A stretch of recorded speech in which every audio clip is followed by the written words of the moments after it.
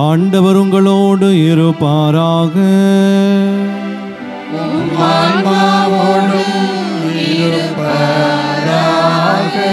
லூக்கா எழுதிய தூய நற்செய்தியிலிருந்து வாசகம்.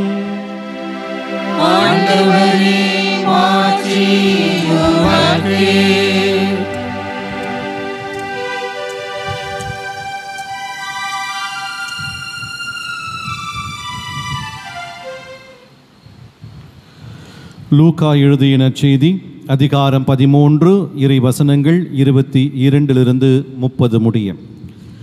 அக்காலத்தில் இயேசு நகர்கள் ஊர்கள் தோறும் கற்பித்து கொண்டே எருசலேம் நோக்கி பயணம் செய்தார். அப்பொழுது ஒருவர் அவரிடம், ஆண்டவரே, மீட்பு பெறுவோர் சிலர் மட்டும்தானா என்று கேட்டார். அதற்கு அவர் அவர்களிடம் கூறியது, இடுக்கமான வாயில் வழியாக நுழைய வருந்தி முயலுங்கள். ஏனெனில் பலர் உள்ளே செல்ல முயன்றும் இயலாமற் போகும். வீட்டு உரிமையாளரே எழுந்து கதவை திறந்து விடும் என்று கேட்பீர்கள். அவரோ, நீங்கள் எங்கிருந்து வந்தவர்கள் என எனக்கு தெரியாது என பதில் கூறுவார். அப்பொழுது நீங்கள், நாங்கள் உம்மோடு உணவு உண்டோம் குடித்தோம், நீர் எங்கள் வீதிகளில் கற்பித்தீரே என்று சொல்வீர்கள். ஆனாலும் அவர், நீங்கள் எவ்விடத்தாரோ எனக்கு தெரியாது, தீங்கு செய்வோரே அனைவரும் என்னை விட்டு அகன்று போங்கள் என உங்களிடம் சொல்வார். ஆபிரகாமும் ஈசாக்கும் யாக்கோபும் இறைவாக்கினர் யாவரும் இறையாட்சிக்கு உட்பட்டிருப்பதையும் நீங்கள் புறம்பே தள்ளப்பட்டிருப்பதையும் பார்க்கும் பொழுது அழுது அங்கலாய்ப்பீர்கள். இறையாட்சியின் போது கிழக்கிலும் மேற்கிலும் வடக்கிலும் தெற்கிலுமிருந்து மக்கள் வந்து பந்தியில் அமர்வார்கள். ஆம், கடைசியானோர் முதன்மையாவர், முதன்மையானோர் கடைசியாவர். ஆண்டவரின் அருள்வாக்கு. கிறிஸ்துவே உமக்கு புகழ்.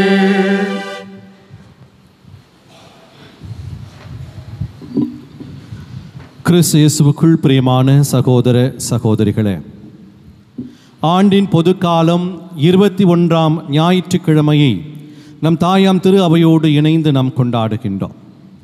இன்று வாசிக்கப்பட்ட இந்த 3 வாசகங்களுமே இன்றைய நாளினுடைய சிந்தனைக்கு மிக நெருங்கிய தொடர்பு கொண்டவைகளாகத்தான் இருக்கிறது. யாரெல்லாம் மீட்பு பெற முடியும் என்ற அந்த ஒரு மனிதனுடைய கேள்விக்கு இந்த 3 வாசகங்களும் மிக அழகாக நமக்கு பதிலை கொடுக்கிறது. இன்றைய முதல் வாசகத்தை நாம் எடுத்துக்கொள்வோம். எசாயா நூலிலிருந்து எடுக்கப்பட்டிருக்கிற இந்த இறை வார்த்தை 66ஆம் அதிகாரத்தை குறித்து பேசுகிறது. இது எசாயா நூலினுடைய இறுதி அதிகாரமாக இருப்பதுதான் இந்த 66வது அதிகாரம். இந்த 66வது அதிகாரத்திலே எசாயா இறைவாக்கினர் எல்லா மொழி பேசுகிறவர்களும் எல்லா நாட்டினரும் ஒன்று கூட்டப்படுவார்கள். அப்படி என்று சொன்னால் யாரெல்லாம் மீட்பு பெற முடியும் என்ற கேள்விக்கு முதல் வாசகத்தின் வழியாக இறைவன் நமக்கு கொடுக்கிற செய்தி, எல்லாரும் மீட்பு பெறுவர். குறிப்பிட்ட இனமோ குறிப்பிட்ட சமூகமோ குறிப்பிட்ட சமுதாயமோ மட்டும்தான் மீட்பு பெற முடியும் என்பது அல்ல. கடவுளுடைய பார்வையில் எல்லா மொழி பேசுகிறவர்களும் எல்லா நாட்டினரும் எல்லா சமூகத்தினரும் எல்லா சமுதாயத்தினரும் மீட்பு பெற முடியும் என்பதுதான் கடவுளுடைய ஒரே ஆசீர்வாதமாக இருக்கிறது. இன்று இந்த முதல் வாசகத்தினுடைய பின்னணியை நாம் புரிந்து கொள்ள வேண்டும். ஏன் எசாயா இறைவாக்கினர் இந்த செய்தியை அந்த மக்களுக்கு கொடுக்கிறார்? பிரியமானவர்களே, இஸ்ராயல் மக்கள் பாபிலோனியாவுக்கு அடிமைகளாக நாடு கடத்தப்பட்ட பிறகு ஏறக்குறைய 47 ஆண்டுகள் அந்த அடிமை வாழ்க்கையில் அவர்கள் வாழ்ந்து கொண்டிருக்கிறார்கள். அப்படி அவர்கள் அந்த 47 ஆண்டுகள் வாழ்ந்து கொண்டிருக்கிற வேளையிலே அங்கு இருக்கிற அந்த மக்களோடு அந்த பெண்களோடு இவர்கள் திருமணம் செய்து கொள்கிறார்கள். அப்படி அங்கு திருமணம் செய்து கொண்ட அந்த மக்கள் மத்தியில் தான் எசாயா இறைவாக்கினர் இந்த இறைவார்த்தை, இந்த முதல் வாசகத்தை அவர்களுக்கு சொல்லுவதை நாம் பார்க்கிறோம். இதில் 3 கருத்துகள் அடங்கியிருக்கிறது. இதில் 3 கருத்துக்களை எசாயா இறைவாக்கினர் அந்த மக்களுக்கு அவர் சொல்லிக் கொடுக்கிறார். அந்த முதல் கருத்து என்ன? கடவுள் நம்மை கூட்டி சேர்ப்பார் என்ற வாக்குறுதியை அவர் உங்களுக்கு கொடுக்கிறார் என்கின்ற அந்த முதல் கருத்தை அவர்களுக்கு சொல்லுகிறார். நாம் இந்த முதல் வாசகத்தை வாசித்தோம் என்று சொன்னால், முதல் கருத்தாக நான் எல்லா நாட்டினரையும் கூட்டி சேர்ப்பேன் என்று ஆண்டவர் சொல்லுகிறார். அப்போ அந்த வாக்குறுதியை ஆண்டவர் உங்களுக்கு கொடுக்கிறார், அதை நிறைவு செய்வார். இது முதல் கருத்து. இரண்டாவதாக, இறைவன் உங்களை கூட்டி சேர்ப்பதற்கு ஒரு காரணம் இருக்கு என்று சொல்லுகிறார், ஒரு நோக்கம் இருக்கிறது. கடவுள் உங்களை மீண்டுமாக அழைத்து வந்திருக்கிறார் என்று சொன்னால் ஒரு நோக்கத்தை உங்களுக்கு வைத்திருக்கிறார். அந்த நோக்கம் என்ன? நாம் கடவுளை மாட்சிப்படுத்த வேண்டும், கடவுளுடைய பெயரை மாட்சிப்படுத்த வேண்டும். கடவுளுடைய பெயரை மாட்சிப்படுத்துவது மட்டுமல்ல, அவர் நம்மை மற்ற நாடுகளுக்கு திருத்தூதர்களாக, அம்பாசிடர்ஸ், அவர்களாக நம்மை நியமிக்கிறார், திருத்தூதர்களாக நம்மை நியமிக்கிறார் என்று இந்த மூன்றாவது கருத்து சொல்லப்படுகிறது. மூன்று கருத்துகள். முதல் கருத்து, ஆண்டவர் உங்கள் அனைவரையும் கூட்டி சேர்ப்பார் என்ற வாக்குறுதியை கொடுக்கிறார், ஒரு நோக்கத்தை நமக்கு கொடுக்கிறார். மூன்றாவதாக, அந்த நோக்கம் கடவுளை மாட்சிப்படுத்துவது, நம்மை திருத்தூதர்களாக நியமிப்பது. பிரியமானவர்களே, இன்றைய பதிலுரை பாடல் 117வது திருப்பாடல், மிக திருப்பாடல்கள் எல்லாம் மிக சிறிய திருப்பாடல் என்று அழைக்கப்படுவது இந்த 117வது திருப்பாடல். இந்த 117வது திருப்பாடலிலே ஆண்டவர் அழகாக சொல்லுகிறார், உலகெங்கும் சென்று படைப்பிற்கெல்லாம் நற்செய்தியை பறைசாற்றுங்கள் என்று சொல்லுகிறார்.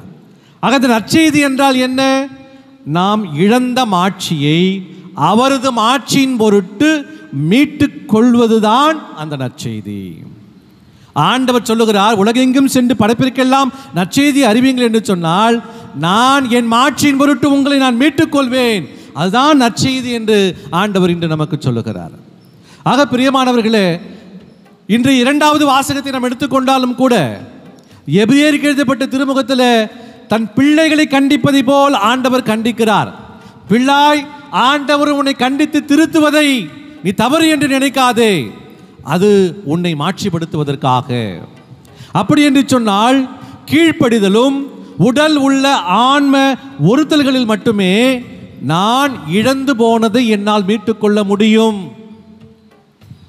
இழந்து போன என்னுடைய மாட்சியை மீண்டுமாக என்னால் மீட்டுக்கொள்ள முடியும். எப்பொழுது? எப்படி? நான் கடவுளுக்கு கீழ்ப்படுகிற பொழுது, என் உடல் உள்ள ஆன்மா அனைத்துமே கடவுளை நோக்கியே இருக்கிற போதுதான் அதை என்னால் மீட்டுக்கொள்ள முடியும். இன்றைய நற்செய்தி வாசகத்திற்கு நாம் கடந்து வருவோம். பிரியமானவர்களே, இன்று ஆண்டவர் சொல்லுகிறார், இடுக்கமான வாயில் வழியாக வருந்தி நுழைய முயலுங்கள் என்று சொல்லுகிறார். பிரியமானவர்களே, ராபர்ட் ஃப்ராஸ்ட் என்ற ஒரு கவிஞர் தன்னுடைய ஒரு கவிதையிலே த ரோட் நாட் டேக்கன் என்ற தலைப்பிலே ஒரு கவிதையை எழுதுகிறார். அந்த கவிதையிலே இரண்டு வழிகளை குறித்து சொல்லுகிறார். 2 roads, இரண்டு வழிகளை குறித்து சொல்லுகிறார். அவர் அது ஒரு காட்டிலே பயணப்படுகிறார். ஒரு காட்டிற்குள் போகிற பொழுது அங்கே இரண்டு வழிகளை பார்க்கிறார். அவர் நின்று கொண்டிருக்கிறார், நடுவிலே இரண்டு வழிகள் பிரிந்து கொண்டிருக்கிறது. இதில் எந்த வழியில் செல்ல வேண்டும் என்கின்ற அவருக்கு ஒரு குழப்பம் ஏற்படுகிறது. அப்பொழுது ஒரு வழியை பார்க்கிறார். அந்த வழி மிக அழகாக இருக்கிறது, மிக அகலமாக இருக்கிறது, இயற்கை வளங்கள் எல்லாம் நிறைந்திருக்கிறது. அந்த வழியிலே பல பேருடைய கால் தடிகள் அதிகமாக தெரிகிறது. ஆகவே அவர் பார்க்கிறார், ஒருவேளை இந்த வழியில் சென்றால் என்னுடைய இலக்கை நான் விரைவில் அடைய முடியும், என்னுடைய இலக்கை நான் விரைவாக எந்த ஒரு கஷ்டமும் இல்லாமல் என்னுடைய இலக்கை அடைய முடியும் என்று நினைக்கிறார். அடுத்து இரண்டாவது பாதையை பார்க்கிறார். அது சற்று கற்களும் முற்களுமாக இருக்கிறது, அது மிகவும் குறுகியதாக இருக்கிறது. ஆனால் அந்த பாதையில் யாருடைய காலடி தடமும் தெரியவில்லை. அப்படி என்று சொல்ல, இந்த பாதையில் சென்றால் நிச்சயமாக நான் கஷ்டப்பட வேண்டியது இருக்கும், துன்பப்பட வேண்டியது இருக்கும், என்னுடைய பயணம் அவ்வளவு எளிதாக இருக்காது என்று அவர் நினைக்கிறார். ஆனால் அந்த கவிஞர் இறுதியில் சொல்லுகிறார், நான் இரண்டாவது பாதையை தேர்ந்தெடுத்தேன். எது கடினமானதாக இருந்ததோ, எது முட்கள் நிறைந்திருக்கிறதோ, பாறைகள் நிறைந்திருந்ததோ, குறுகியதாக இருந்ததோ, அதை நான் தேர்ந்தெடுத்தேன். அதில் நான் கஷ்டப்பட்டு சென்றேன், பல அனுபவங்களை நான் பெற்றுக்கொண்டேன், என் வாழ்விற்கான அர்த்தத்தை நான் தெரிந்து கொண்டேன் என்று சொல்லி அந்த ராபர்ட் ஃப்ராஸ்ட் என்ற கவிஞர் தன்னுடைய கவிதையில் அவர் சொல்லுகிறார். பிரியமானவர்களே, இன்று பல நேரங்களிலே நாம் இப்படித்தான் இருந்து கொண்டிருக்கிறோம். தவக்காலத்தில் நாம் பாடப்படுகிற ஒரு பாடல் ஊர்வலம் போகிறது என்ற ஒரு பாடல் நம் அனைவரும் தெரிந்த பாடல் தான். அதில் வருகிற வார்த்தைகளை நீங்கள் நிச்சயமாக கவனித்திருப்பீர்கள், பாடியிருப்பீர்கள். சுமையில்லாமல் பயணம் இல்லை, சுவையில்லாமல் வாழ்வும் இல்லை, சுமைகளை விரும்பி ஏற்கும் தோள்களில் சுமையும் சுவையாகும், இறைவனின் வழியாகும் என்று அருமையான அந்த வரிகள் நமக்கு கொடுக்கப்பட்டிருக்கிறது. இந்த வரிகளுடைய மிக முக்கியமான ஆழம் பொதிந்திருக்கிற கருத்து இதுதான். சுமையில்லாமல் சுவையில்லை. அப்படி என்று சொன்னால் நான் சுவையை அடைய வேண்டும் என்று சொன்னால் சுமைகளை ஏற்க வேண்டும், சிலுவைகளை ஏற்றுக்கொண்டு நான் நடக்க வேண்டும். ஆண்டவர் எனக்கு கற்றுக் கொடுத்து எனக்கு காட்டிய வழியிலே நான் செல்ல வேண்டும். அது கஷ்டமாக இருக்கும், துன்பமாக இருக்கும், முட்களாக இருக்கும், வலியை கொடுக்கும், வேதனையை கொடுக்கும். ஆனால் அந்த வழியில் தான் நான் செல்ல வேண்டும். பிரியமானவர்களே, இந்த வாழுகிற இந்த சமுதாயத்தில் ஒரு சில மனிதர்கள் இன்று இடுக்கமான வாயில் வழியாக நுழைந்து இந்த சமுதாயத்திற்கு பல பேருக்கு விடுதலையை வாங்கி கொடுத்திருக்கிறார்கள். குறிப்பாக அமெரிக்காவில் நாம் பார்க்கிறோம், மார்ட்டின் லூதர் கிங் ஜூனியர் என்று சொல்லப்படுகிற ஒரு மாமனிதர் 1965ஆம் ஆண்டு ஆகஸ்ட் 28ஆம் தேதி வாஷிங்டனிலே மிகப்பெரிய ஒரு உரையாற்றுகிறார். அவர் உரையாற்றுவதில் அவர் தொடங்குகிற வார்த்தைகள் இதுதான்: ஐ ஹாவ் அ ட்ரீம், எனக்கு ஒரு கனவு உண்டு என்று இப்படியாக அவர் ஆரம்பிக்கிறார். அந்த கனவை குறித்து தான் அவர் விளக்கி சொல்லுவார். அந்த உரையிலே கருப்பின மக்களுடைய விடுதலைக்காக அவர் பேசிய அந்த வார்த்தைகள், அவர் சொல்லுகிற வார்த்தைகள் இறுதியிலே, கருப்பின பிள்ளைகளும் வெள்ளையின பிள்ளைகளும் ஒன்றாக விளையாடி கொண்டு இருப்பார்கள், அந்த மக்களும் கருப்பின மக்களும் வெள்ளையின மக்களும் ஒன்றாக இருப்பார்கள், அந்த காட்சியை நான் காணப்போகிறேன் என்று சொல்லுவார். ஆகவே அவர் ஆற்றிய அந்த உரை இன்று பல பேருக்கு, அந்த கருப்பின மக்களுக்கு ஒரு எழுச்சியாக இருந்தது. அடிமைப்படுத்தப்பட்ட அந்த மக்களுக்கு ஒரு விடுதலை கிடைக்கும் என்கின்ற ஒளி அவர்களுக்குள் எழுந்தது. அவர் உரையாற்றிய 5 ஆண்டுகள் கழித்து 1968 ஏப்ரல் மாதம் 4ஆம் தேதி அவரை கொல்லுகிறார்கள். இடுக்கமான வாயில் தன்னுடைய சமுதாய மக்களுக்காக விடுதலை கொடுப்பதற்காக எந்த கஷ்டத்தையும் துன்பத்தையும் ஏற்றுக்கொள்ள இந்த மார்ட்டின் லூதர் கிங் ஜூனியர் அவர் முன் வந்திருக்கிறார் என்று சொன்னால், அந்த இடுக்கமான வாயிலை அவர் தேர்ந்து கொண்டார், அந்த குறுகிய வாயிலை அவர் தேர்ந்து கொண்டார். அடுத்து 2வது மனிதர், நம் அனைவருக்கும் மிகவும் பரிச்சயமான ஒரு மனிதர், ஸ்டேன் சுவாமி என்று சொல்லப்படுகிற அருத்தந்த இயேசு சபை குருவானவர். 35 ஆண்டுகள் ஜார்க்கண்ட் மாநிலத்திலே அங்கு இருக்கிற பழங்குடியின மக்களுக்காக போராடிய ஒரு மாமனிதர். இறுதியிலே அவர் சிறையில் அடைக்கப்பட்டு அவர் அந்த பார்க்கின்சன் என்ற நோயினாலே அவர் மரிக்கிறார். சிறையில் அவருக்கு உதவி செய்யக்கூட அந்த அரசாங்கம் முன்வரவில்லை. அப்படிப்பட்ட மனிதர் இடுக்கமான வாயிலை தேர்ந்து கொள்ளுகிறார். என்னுடைய பழங்குடியின மக்கள், அவர்களுக்கான உரிமை கிடைக்க வேண்டும், அவர்களுக்கான வாழ்வு கிடைக்க வேண்டும், விடுதலை கிடைக்க வேண்டும் என்பதற்காக அவர் இடுக்கமான வாயில் வழியாக நுழைகிறார், குறுகிய வாயில் வழியாக நுழைகிறார், வேதனைப்படுகிறார், கஷ்டப்படுகிறார். அவருக்கு உதவி செய்யக்கூடிய அரசாங்கம் முன்வரவில்லை. இருந்தாலும் அந்த வழியை தேர்ந்து கொள்கிறார், மரிக்கிறார். பிரியமானவர்களே, இப்படி பல பேரை நாம் சொல்லிக்கொண்டே போகலாம். இந்த இடுக்கமான வாயிலை தேர்ந்து கொள்வது, பிரியமானவர்களே, பணம், பதவி, பட்டம், புகழ், பெருமை இவையெல்லாம் எனக்கு கிடைக்கும் என்று சொன்னால் நான் தேர்ந்து கொள்கிற பாதை அகல பாதை. ஆனால் அன்பு, அமைதி, பொறுமை, சாந்தம், விட்டு கொடுத்தல், பகிர்தல் இவையெல்லாம் நான் தேர்ந்து கொள்கிறேன் என்று சொன்னால் நான் தேர்ந்து கொள்கிற பாதை குறுகிய பாதை. அது கஷ்டம்தான், வேதனையாகத்தான் இருக்கும். ஏனென்றால் இந்த காலகட்டத்தில் இந்த சூழ்நிலையில் வாழ்ந்து கொண்டிருக்கிறோம். எனக்கு பதவி கிடைக்க வேண்டும், அதிகாரம் கிடைக்க வேண்டும், புகழ் கிடைக்க வேண்டும் என்றுதான் நாம் எண்ணிக்கொண்டிருக்கிறோம். ஆனால் இவையெல்லாம் வேண்டாம் என்று யாருமே நாம் சொல்வது கிடையாது. மாறாக அப்படி சொன்னால் நான் இடுக்கமான வாயில் வழியாகத்தான் நான் நுழைகின்றேன் என்பது நமக்கு பொருள்படுகிறது. பிரியமானவர்களே, இன்றைய நற்செய்தி வாசகத்தை சற்று நாம் கூர்ந்து கவனிப்போம். இயேசு ஊர்கள் தோறும் கற்பித்துக் கொண்டு எருசலேமை நோக்கி பயணப்படுகிறார் என்கின்ற வார்த்தையோடு தொடங்குகிறது இந்த நற்செய்தி வாசகம். இயேசு ஒரு முறை தான் எருசலேமுக்கு பயணப்படுகிறார். அவர் பயணப்படுகிற வேளையில் தான் பல்வேறு நிகழ்வுகள் நடக்கிறது. அவர் ஊமைகள் வழியாக பேசுகிறார், மக்களோடு உரையாடுகிறார், பல புதுமைகளை செய்கிறார். இப்படியாக வருகிற போது இங்கே லூக்கா நற்செய்தியாளர் தன்னுடைய அந்த நற்செய்தியுடைய நடுப்பகுதியிலே இந்த நிகழ்வை நமக்கு கொடுக்கிறார். 13வது அதிகாரத்தில் நிகழ்வை நமக்கு கொடுக்கிறார்.